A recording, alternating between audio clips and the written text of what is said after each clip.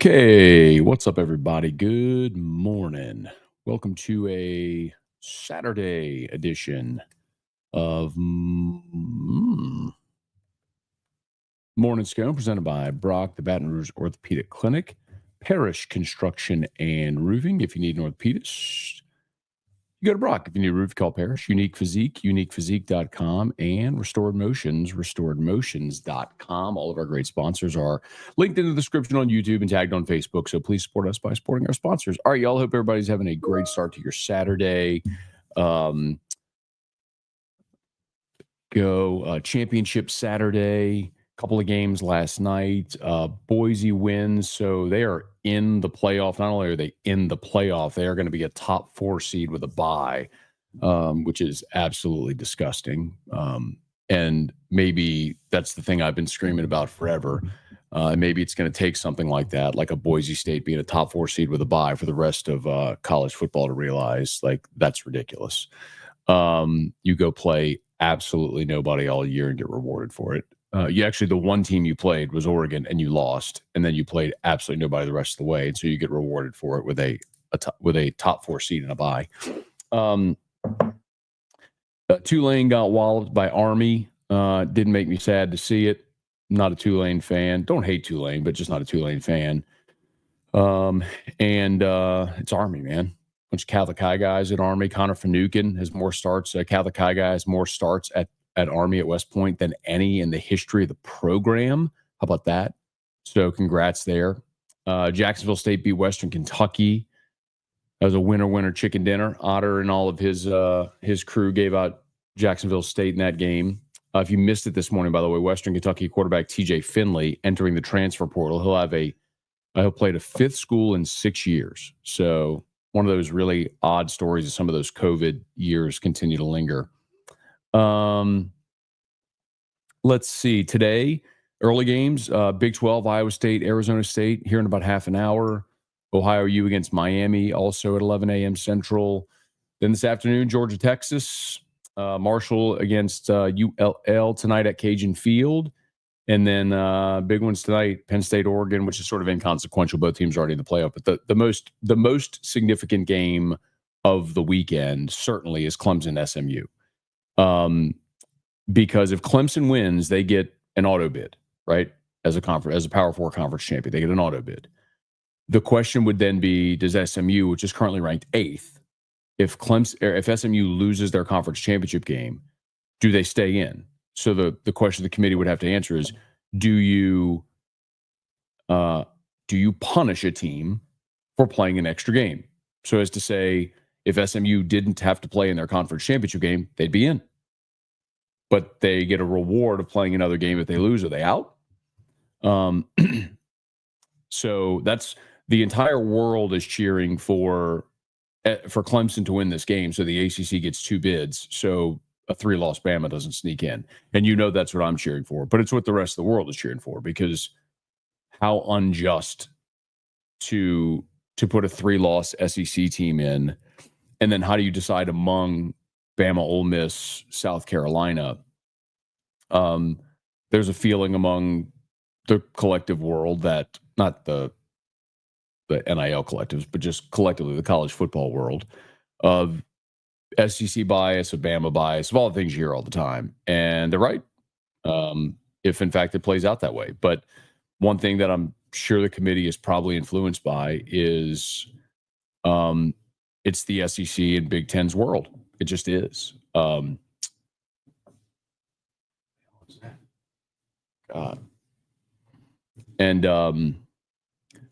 think there's a general fear that the SEC and Big Ten just merge and take their ball and go home. And so I think there's probably a feeling of having to placate those 2 leagues. So see how it goes. All right, let me know what y'all got. Fire away. Questions, comments, concerns. 3 LSU players, 3 more hit the portal. Xavier Atkins, freshman linebacker. Jair Brown, who transferred last year from Ohio State, cornerback. And then Bernard Causey just finished his freshman year, cornerback from New Orleans, hit the portal as well. That's 10 LSU players now that have hit the portal. I think Xavier Atkins of that group is the most consequential. He was he's a guy who played a good bit early. But how about this? And I mentioned this in today's Locked On episode, Locked On LSU. So please go listen or subscribe, YouTube or podcast. So he had played 4 games. So he played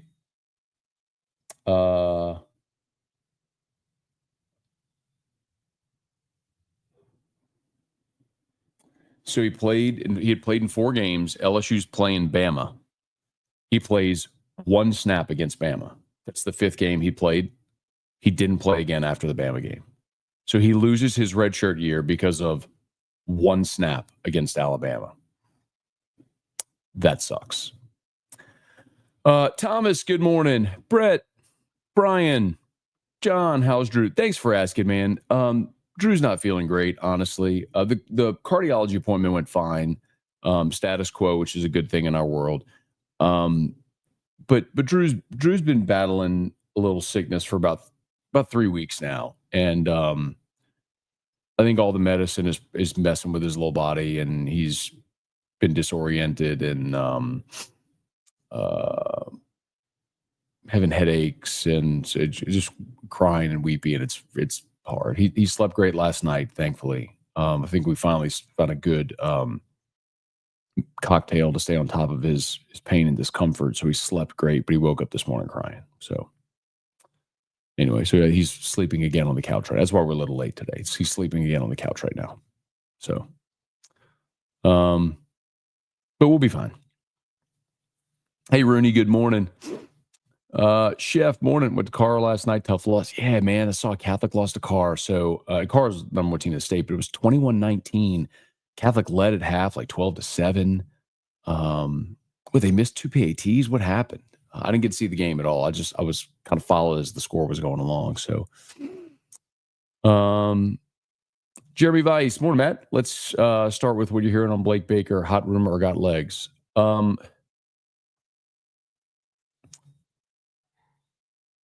Is this the you're gonna have to fill me in on what you're talking about.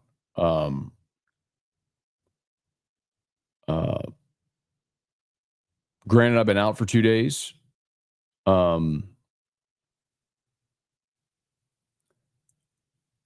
Tell me what because I don't know what's been said. I don't know what's been talked about. Like, I don't listen to the show, so I don't know if Musa talked about. Like, I have no idea. So tell me what you're talking about. And then I'll respond accordingly. Elijah Steele, what's it like interacting with your sources? Do you have friendships or just transactional with most? Are you calling and asking for them for the offering? Yes, and yes. I mean, it's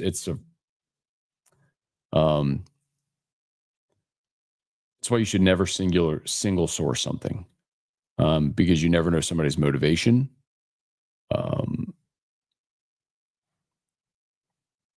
And why they might want info out. Someone may be jumping the gun on something. You know what? What he just asked about the Blake Baker thing is a really good example of that. Because I did have somebody reach out to me and offer that in a definitive manner. And I didn't really reply. And this person then said that it was speculative. So you just got to be careful, you know.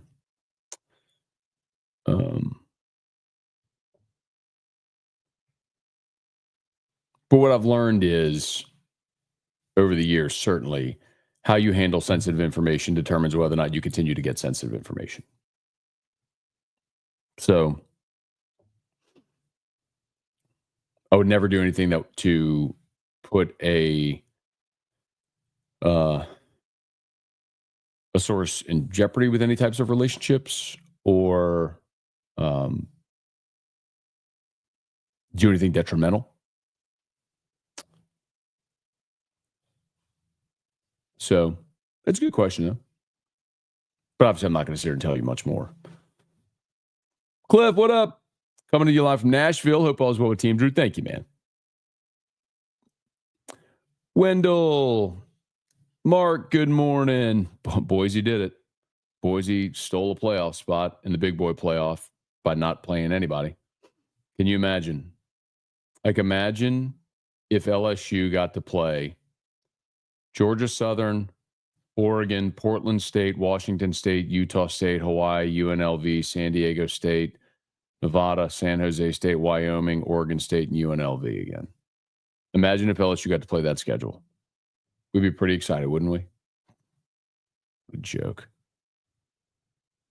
James, good morning. PJ, they won the games they needed to win. They deserve by, especially over at Clemson or SMU. No, PJ, they don't at all. It is absurd to pretend like the group of five is playing the same game as the Power Four. The question is, if Boise had to play LSU's schedule, what would their record be? If Boise had to play Georgia's schedule, if Boise had to play Alabama's schedule, if Boise had to play, look at any Power Five, Oregon's schedule, Texas's schedule, Penn State's schedule. If Boise had to play their schedule, what would their record be? It's not the same. It's not remotely close to the same. And pretending that it's the same is disingenuous, but it's nothing but appeasement. Like I've said it for years, there should be a completely separate G5 playoff.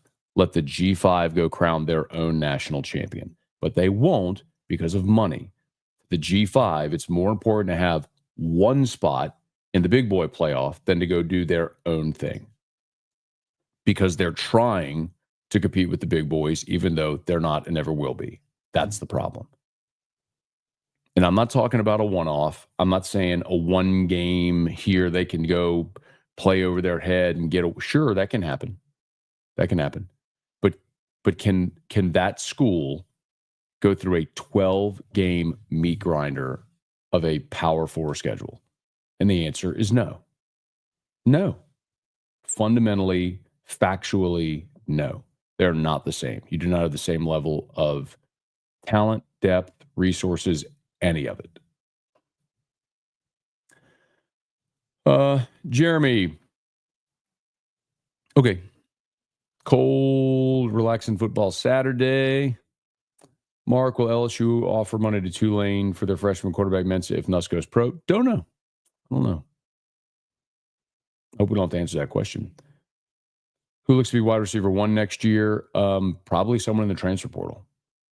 I know LSU's got money allocated for a top portal wide receiver. So, I mean, you get Aaron Anderson back. See if Chris Hilton comes back as well. Xavier Thomas, you get Kyle Parker coming back off of injury. But they got to go get a true, legit number one, which you can do. I mean, every year there are dudes like that enter the portal. And you got to get one of them. I mean, I know Hunt wrote a piece at LouisianaSports.net, and he mentioned a lot of good examples of it, like Jamison Williams went from Ohio State to Bama. Burton last year left Georgia, went to Bama. Trey Harris. I mean, Trey Harris was at Louisiana Tech and went to Ole Miss. Became the best receiver in the country when he was healthy this year. There's Jordan Addison. Jordan Addison won the Biletnikoff at Pitt, went into the portal and went to USC. Like every year, those guys are there. So, and you got money to spend, so you better go get one of them. So, who's the wide receiver one next year? I don't think he's on the roster yet. Hey, Charlie, good morning. Ryan, more Matt can't help but be excited who LSU's going to get out of the portal come Monday.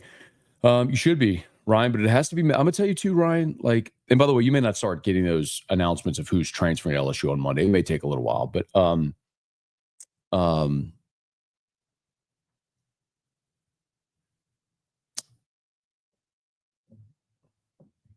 it should also be met with some skepticism. Like, I want to be clear, because I've said this plenty. I want to keep saying, talk to me in a month. I mean, I know what LSU's plan is. It's to take their bags of cash, go in the portal, and get impact guys. Okay, that's a great plan. You have to execute that plan. So let me see in a month what it looks like. you should be excited, but there also has to be a degree of skepticism. What if you go ham after a certain receiver, but Michigan decides they want him to and they make a bigger offer again? Like, we'll see. Cortland, I know they aren't ranked high enough. What do you do if Army was the highest G5, but still at Navy next week after the playoffs are set? They want to play Navy. They get to make their schedule.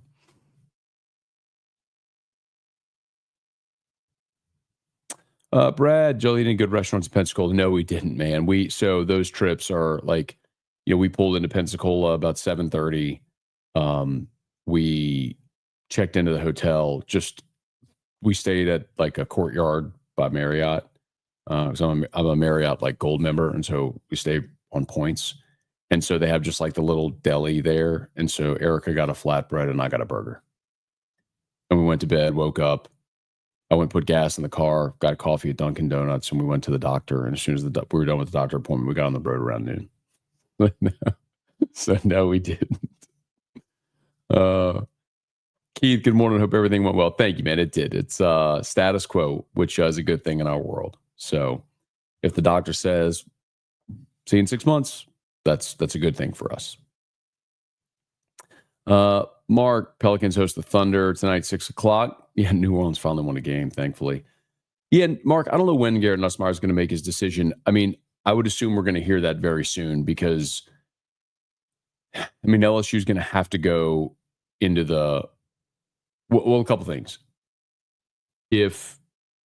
So we're going to find out bowl announcements tomorrow, and I'm expecting there was some scuttle late this week about Music City, but I still believe Music City is going to end up going Missouri, and I think LSU is going to end up in the Texas Bowl, but we'll see. It's going to be one of those two, Texas or Music City. I still think it's going to be Texas Bowl for LSU against either Baylor or TCU. But if Nuss is going to go pro and not play in the bowl game, then he's got to make that decision soon, right? Because bowl prep's about to start. If he's coming back, awesome. I guess we'll know that soon. So, anyway. Jacob Thompson, good morning. Michael Cook, good morning. Avid, go Tigers, Clemson. There you go, Christian. Kerry Hughes, how about Central Seminole getting it done in year 2? I don't know who they played. Or like David's a great guy. I got to meet David. I didn't get to know him super well when he was at Catholic. He just wasn't there very long. But a really, really good man. Good man, good family. And he's an easy guy to cheer for. So I hope he does really well. So I guess that means they're going to the Dome. Congrats to him, man. That's great. Jesse, morning, Matt. If Bama gets to the CFPL, boycott all games. Bama's burning. No, Jesse. Because here's the thing I know about Bama. Even if they get in the playoff, they're not a good team. And this isn't me in denial. Like, I watched them get dog walked by Oklahoma. They gave up 40 on the road at Vandy. They lost at Tennessee. They stumbled and fumbled and bumbled their way against South Carolina. I know that they crushed LSU, and that's more an LSU issue, and I've talked about that plenty. Bama's burning it about LSU. It's about Bama. That's a team that's not very good on either line of scrimmage. They have a quarterback that can't complete a forward pass. When they go up against a good defensive front seven, they're in trouble, and every team left in the playoff has a good defensive front seven. So even if they get in, they're not winning. They'll play a road game and they'll go on the road and they'll lose at Notre Dame or something like that. Lose at Texas or at Georgia. Whoever loses that game tonight or whatever, they'll lose on the road in the first round, and I'll laugh at them then. But it would be really funny to see them like pop up in the Rely Quest Bowl or something.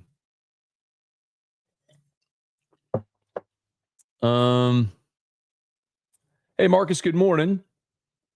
Drew's taking a nap on the couch right now. Not feeling the greatest. All right, please smash the like button if you would. Subscribe to the channel, Facebook, like the page, share the post. Glad you're here. Brett, committee will still put Alabama because they're Alabama. I wish they say what we already know. Cortland, as much as I hate Bama, I take their resume and loss over Ole Miss and South Carolina. Only one of them beat LSU and Kentucky. is the worst loss on the board. So I agree, Cortland, in the sense that if you're just looking at Ole Miss, Alabama, South Carolina, like there's no argument for South Carolina. None. You may think they're playing the best, but South Carolina played Ole Miss and Alabama and lost to both of them. There is no argument for South Carolina. Like the results on the field, I've been consistent in this for as long as I've been on the radio. The results on the field have to matter. It doesn't matter what you or I think. It doesn't matter. You played a game. You play the game, the result matters. I think the New England Patriots in 2007 were better than the Giants. It doesn't matter because they played the Super Bowl and the Giants won. So the Giants get the trophy. The Patriots did not. They played a game. It shouldn't matter what voters or pollsters or committee members think. You played a game. The results matter. Otherwise, why do we play games? You play games because the results have to matter. So South Carolina played Ole Miss and Alabama, lost them both. They're out. There's no argument for South Carolina. None. There is no argument. They lost to both of those teams. Okay. So if you're going to come down to Ole Miss and Alabama, you could look at quality wins and bad losses. Ole Miss has a very impressive win against Georgia. Bama beat Georgia as well. Bama beat LSU. Ole Miss lost to LSU. Both games in Baton Rouge, by the way. And the worst loss, both of them lost to bad football teams. I mean, Bama got pounded by a 500 Vanderbilt and a 500 Oklahoma. Ole Miss lost at Florida, lost to LSU, and the inexplicable one is the loss to Kentucky, which was 1-7 in the league. Their only SEC win was at Ole Miss. I mean, it's hard to be sympathetic for Ole Miss because I could say, hey, don't lose on your home field to the second worst team in the league. I mean, if you're Ole Miss, you win that game, or hey, Lane Kiffin, instead of going for it on fourth down in the red zone 3 times, take those 9 points and beat Florida on the road. I mean, whatever. So I'm just not sympathetic. Like, when it comes to that conversation, I understand why among those 3, all have warts and all have pluses, and I'd have no problem saying Bama ahead of the other 2. I just don't think any of those 3 should be in the playoff. Like, Miami played a Power 4 schedule. They're 10-2. Miami should be in over the 9-3 teams, period.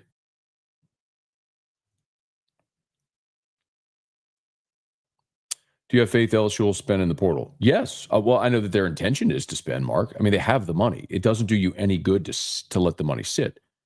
The question is, will somebody else spend more? That's what you don't know at this point. West and Mortimer, who you got in the SEC championship? Georgia. Do you think Bama gets bumped out? The only way Bama is going to get bumped out is the Clemson SMU scenario we just unfolded. If Clemson beats SMU, Clemson gets the auto bid, and SMU is currently ranked 8th. Would they keep SMU in and knock Bama out, or do they leave Bama in and knock SMU out? So that's the question. I mean, you take an 11-1 team that loses its conference championship and penalize them. I think that's ridiculous because then it just disincentivizes anyone from wanting to play in their conference championship. However, we literally saw that last year. Georgia was undefeated. They were number 1 in the country. They lose to Bama in the SEC championship. They're out. I mean, the committee will do whatever the committee wants to do and explain it later. If you're looking for a precedent or anything of that sense, it doesn't exist. It just doesn't matter. Kids are impatient these days. Everything's about right now instead of developing. It's also about money. And I don't blame them.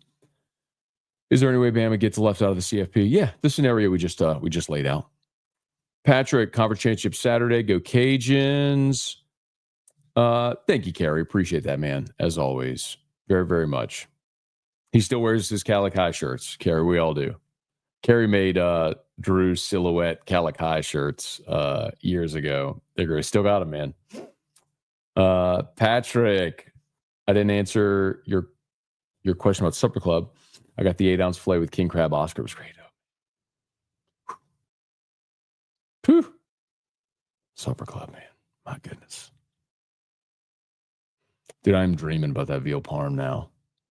It doesn't matter what you get. Like if you get a steak, if you get the veal parm, if you get The Chilean sea bass, if you get the king crab legs, oh god, it's just all so good. It's incredible. Jarrell, good morning. What do you think of Colorado LSU bowl matchup? I think that would be really entertaining. I don't think we're going to see that. Um, Colorado is going to land in a better bowl game.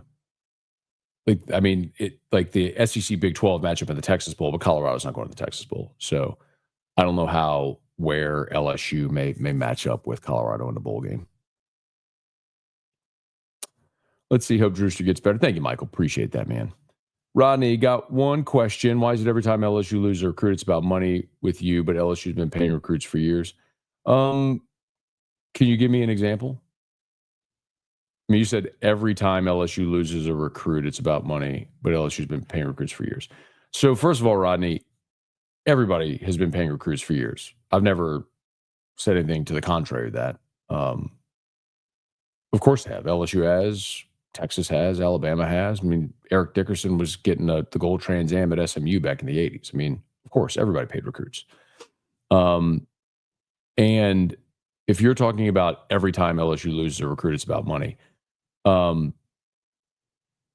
If you're talking specifically about the three high-profile cases here on the signing day with Bryce Underwood, Cade Phillips, and Jakeem Stewart, Rodney, it would be naive of you or anyone to ignore the financial implications of those deals. I mean, the Bryce Underwood thing is very obvious. We all know the story. He was solidly committed.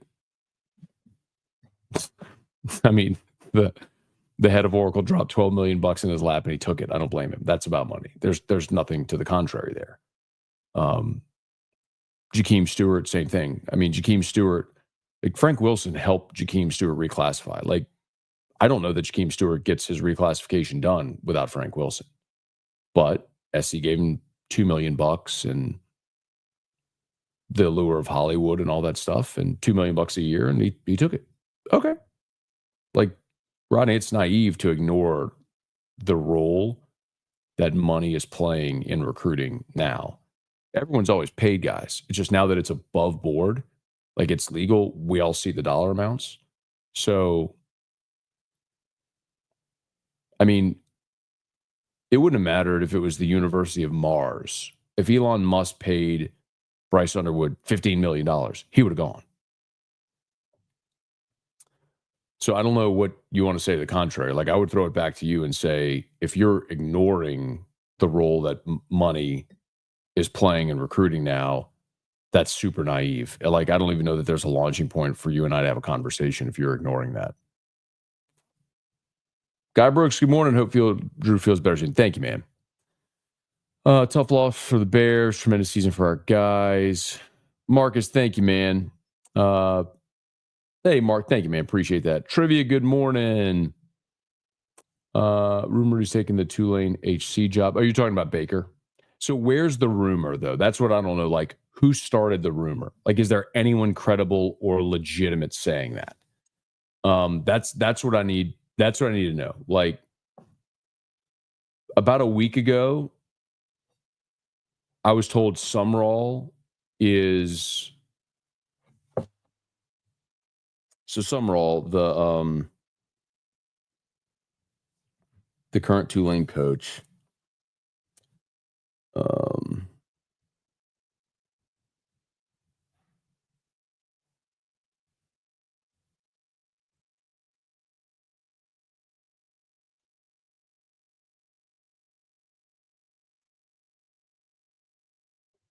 I don't believe this, by the way. I don't believe it. I think people are being a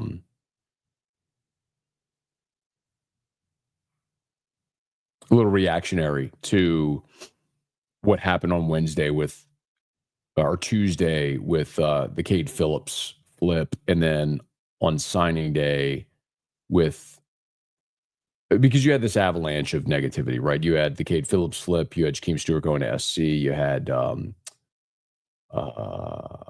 CJ Daniels enter the portal.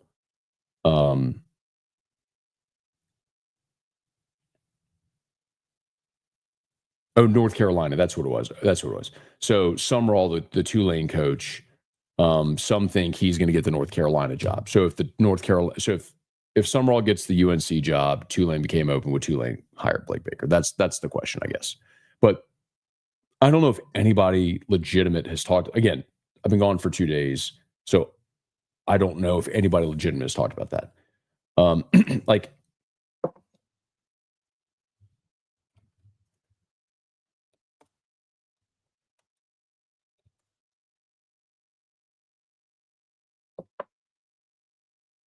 uh,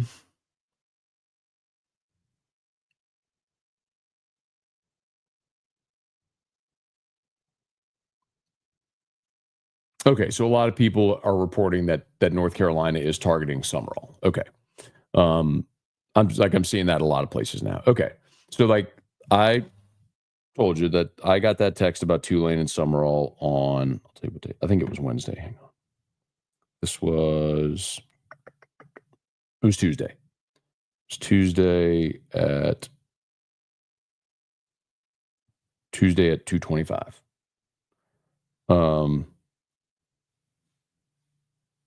But this feels like this was more of a prediction than a, hey, this is happening. So I don't have anything to offer more. What I can tell you about Baker is this. Um, a one gigantic reason why Blake Baker came back to LSU is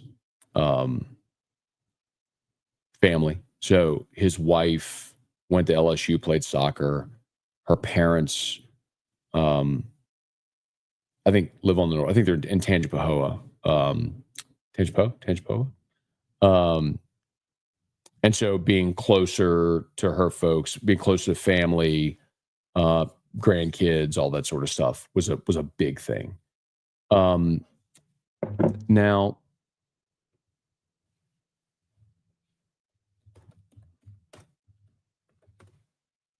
so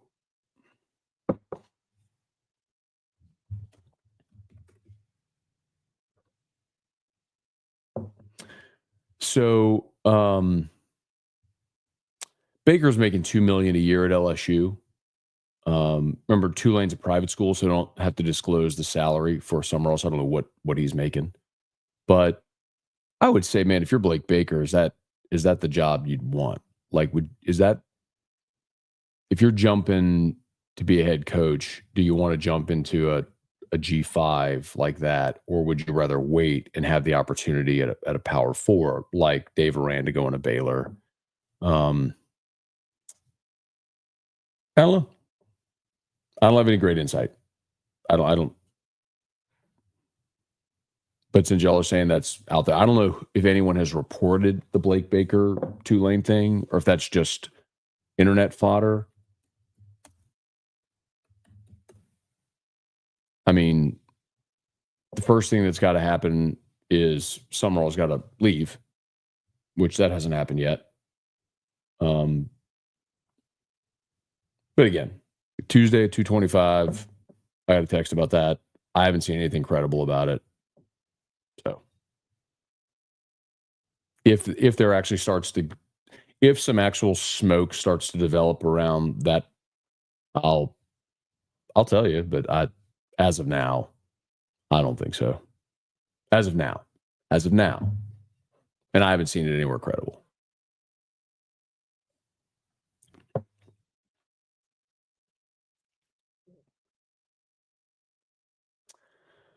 Josh, good morning, Matt. Are you ready to watch Tigers spend a ton of money on 1 year mercenaries out of the portal? Let's go. Let's get it.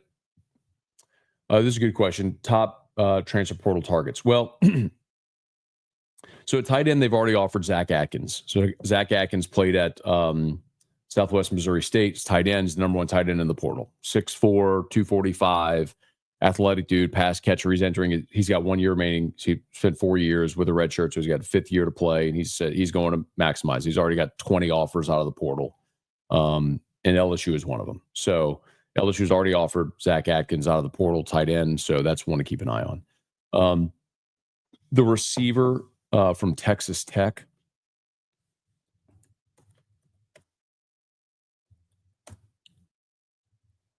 he was a 5-star. Micah Hudson, that's him. I don't know what Micah Hudson did this year at Texas Tech. I know he was a 5-star, right? He was a 5-star whenever when he signed. You want to get in the tub? Okay. Yeah. Yeah, good. I'm good. I'm done. I'll wrap it up. Yeah, so this year he only had 8 catches for 123 yards. So he was a 5-star, 6 foot 195. But that's a name that I've heard. Ensminger for tight ends. No, Steve Ensminger is very much retired. He's not coaching again. Anyway. All right, I really got to go though. I'm sorry, y'all. The games are starting right now, and I need to go. I need to go help with Drew. So I'm sorry to abruptly end, y'all, but I do have to jump. Please shout out to all our sponsors. They're linked on YouTube and tagged on Facebook. If you need an orthopedic, go to Brock Any Roof. Give us a shout. Parish Construction and Roofing, parishbuilt.com. I'm just going to be taking care of Drew, probably watching football all day. So y'all hit me up on Twitter or the text line. If you got anything, I'm happy to respond or whatever. I'm just kind of laying low today. So y'all have an awesome day. Take care. Peace. Sorry to jump.